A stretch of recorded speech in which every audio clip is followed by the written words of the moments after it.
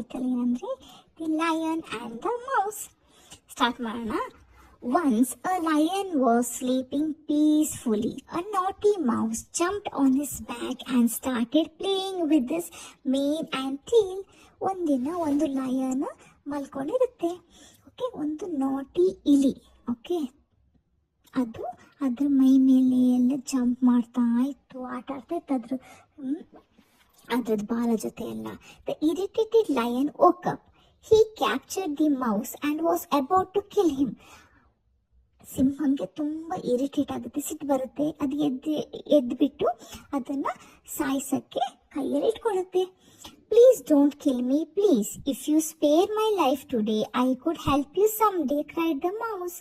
Okay, ಇಲ್ಲಿ ಹೇಳುತ್ತೆ, please please ನನ್ನನ್ನು ಇವತ್ತು ತಿನ್ನಬೇಡ, ಸಾಯಿಸಬೇಡ.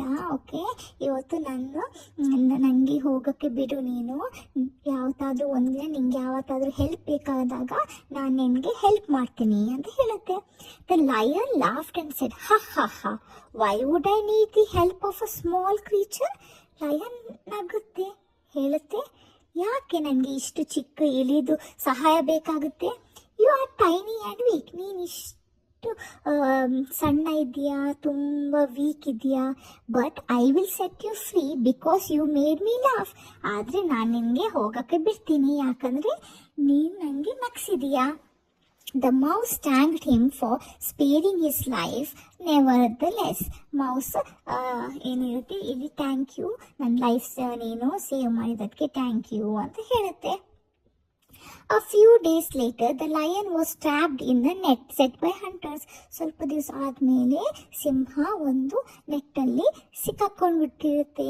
The lion tried his best but could not set himself free. He roared for help. Lion ತುಂಬ ಪ್ರಯತ್ನ ಪಡುತ್ತೆ, ಆದರೆ ಆ ನೆಟ್ಟಿಂದ ಹೊರಗಡೆ ಬರೋಕ್ಕೆ ಅದಕ್ಕೆ ಆಗಲ್ಲ.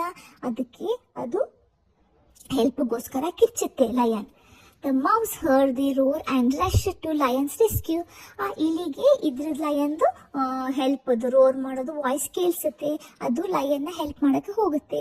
The mouse chewed the net and set the lion free. ಇಲ್ಲಿ ತನ್ನ ಶಾರ್ಪ್ ಹಲ್ಲಿಂದ ನೆಟ್ಟನ್ನ ಕಚ್ಚಿ, ಓಕೆ, ಲಯನನ್ನ ನೆಟ್ಟಿಂದ ಹೊರಗಡೆ ತೆಗಿತಾನೆ. The lion thanked the mouse for saving his life and treated him as his friend for the rest of the life. ಸಿಂಹ ಇಲ್ಲಿಗೆ ತುಂಬ thanks ಅನ್ನತ್ತೆ, ನನ್ನ ಒಂದು life save ಮಾಡಿದಕ್ಕೆ. ಮತ್ತು ಅವತ್ತಿಂದ ಆ ಲಯನ್ ಇಲ್ಲಿನ ಬೆಸ್ಟ್ ಫ್ರೆಂಡ್ ಥರ ಟ್ರೀಟ್ ಮಾಡುತ್ತೆ. Moral of the story, don't judge someone's ability by their appearance. ಯಾರ ಮೇಲೇನೂ ನಾವು ಅವ್ರನ್ನ ನೋಡಿಬಿಟ್ಟು ಯಾವತ್ತು ಅವ್ರ ಬಗ್ಗೆ ನಾವೇನಾದರೂ ಅಭಿಪ್ರಾಯ ಕೊಡಬಾರ್ದು.